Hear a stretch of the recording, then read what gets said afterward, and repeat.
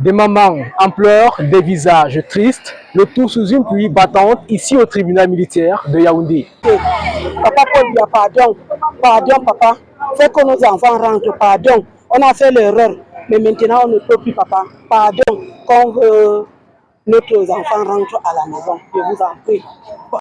Après avoir passé 4 heures de temps d'audience, les détenus de la crise post-électorale d'octobre dernier ne rentreront pas retrouver les siens, mais plutôt le quotidien de la police centrale de Nkondengui.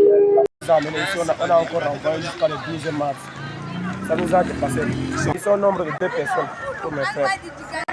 La famille s'inquiète beaucoup pour eux. La famille s'inquiète beaucoup pour eux. Pour cause, le collège des avocats de la défense a estimé que le tribunal militaire n'était pas compétent de répondre les chefs d'accusation cités.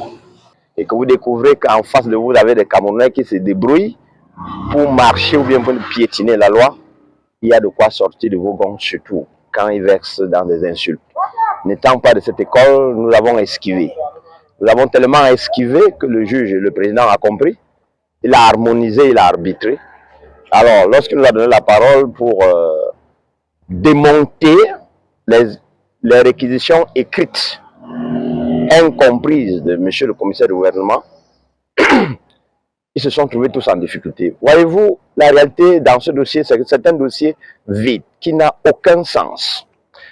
Un commissaire du gouvernement qui prend ses réquisitions 1 heure durant, il ne vous dit pas quel est l'acte qui saisit le tribunal militaire. Il ne sait même pas que ça existe. Lorsque nous voulons lui rappeler les dispositions de l'article 19, alinéa 2D, le président vole à son secours en nous menaçant. Heureusement qu'il a compris, il s'est rebuffé. Chacun de nous a compris. Le dossier est simple. En matière de flagrant délit devant le tribunal militaire, c'est le réquisitoire, c'est le dernier procès verbal d'interrogatoire, c'est-à-dire ce que le commissaire du gouvernement rédige en tant que notre client dans son cabinet et décide comme acte qui le renvoie devant la barre. Or, quand vous prenez cet acte, ça ne vise aucune infraction. C'est un compendium, c'est un rassemblage de faits qui ne vise aucune infraction. Nous nous surprenons en train de découvrir qu'ils sont poursuivis pour le fait de propagation de fausses nouvelles, défaut de carte nationale d'identité. Et la dernière infraction, c'est est-ce qu'il y a même attroupement là-dessus? Le rendez-vous est pris au tribunal militaire le 12 mars prochain pour les délibérer.